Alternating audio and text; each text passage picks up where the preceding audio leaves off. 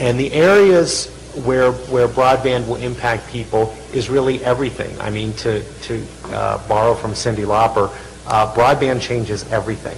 And it's going to impact everything in everybody's lives. And just a couple examples that we really should be thinking about. The first is education.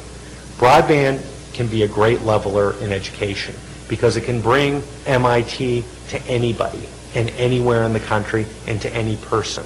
It can bring experts who are not available in some areas and equalize the opportunity and equalize the availability of resources.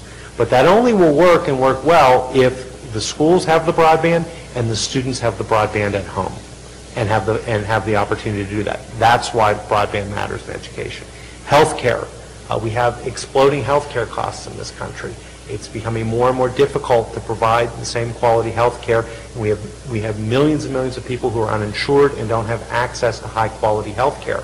Broadband can bring large portions of health care to people who don't have them available to them now. You can do remote surgeries, but more importantly, broadband and other broadband related technologies can decrease the cost of providing medical services, which will make it easier to provide services more effectively and efficiently to more people and to lower the costs that are so bedeviling us at this point in time.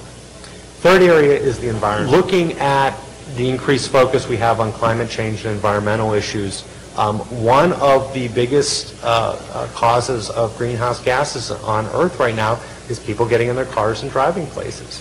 And a lot of that is driven by commuting patterns, it's driven by shopping patterns, other things, all of which can be alleviated in part by the use of broadband technologies for people to telework, for people to shop from home.